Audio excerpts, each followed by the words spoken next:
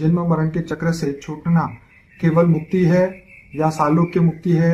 मुक्ति क्या बेहद में विलीन होना है या महाशिव या परम महाशिव में विलीन होना है? आप बताएं जी। देखो, मुक्ति आत्मा चाहती है जी, आपका जिनको ज्ञान नहीं है जी, इसलिए मुक्ति चाहती है जी, मगर जो ज्ञानी पुरुष है ना वो जीवन मुक्ति चाहता है। जी, मुक्ति का मतलब है कि आत्मा का एग्जिस्टेंस खत्म होना। क्या?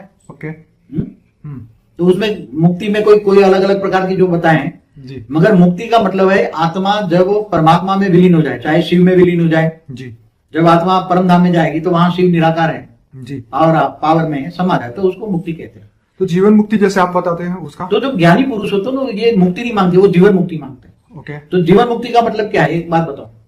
जब आत्मा अपने पापों का विनाश करती है किसी भी तरह, जी, या पाप भोग के करती है जी, या योग बल द्वारा विकर्म विनाश, जो ज्ञानी पुरुष है वो योग बल के द्वारा विकर्म विनाश करते हैं। जी, जैसे आत्मा वो परमात्मा को याद करती है, निराकार को भी याद करती है, चाहे शिव को, महाशिव को या परम महाशिव को या ऑलमाइटी को, जी, निराकार को याद करती है, वो भावना के साथ वो मेरे बेहद के बाप है, बेहद तो बच्चा बनकर याद करती है तो आत्मा में पावर आती है, तो वो आत्मा कर्मातीत अवस्था की हो जाती है। कर्मातीत अवस्था माना उनके सारे विकर्म विनाश हो जाते हैं। तो विकर्म विनाश होते हैं तो धीरे धीरे धीरे उसके अंदर ज्ञान आता है।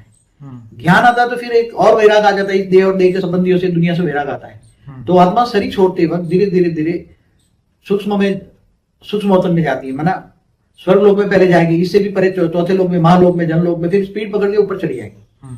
तो वो उसी टाइम उसको ज्ञान आता है कि मैं मुक्ति के लिए, तो आज सभी मुक्ति कर रहे हैं ना, मगर जब ज्ञान आता है तो वो जब ऊपर जाते हैं स्वर्ग लोक से ऊपर, महालोक, जनलोक, तपलोक, फिर ब्रह्मापुरी, फिर विष्णुपुरी, विष्णुपुरी में जाते हैं तो स्वर्ग में इतनी यथा सुख है, वो अमर लोक है, शिवपुरी और विष्णु, तो वहां वो मुक्ति नहीं मांगते, फिर जीवन मुक्ति मांगते। पर बाबूजी यहाँ तो एक बात है कि स्वर्ग में भी अगर जाता है तो वहां सुख और दुख होते हैं, मतलब सुख भोगता है, तो यहाँ तो मुक्ति माना है सुख से भी मुक्ति और दुख से भी मुक्ति। कर्मातीत अवस्था मतलब तुम्हारी आत्मा में कोई पॉजिटिव भी रिकॉर्डिंग नहीं होगा, नेगेटिव भी नहीं रिकॉर्डिंग होगा। तो इनका प्रश्न यहाँ पे ये है कि मुक्ति क्या बेहद में विलीन होना है?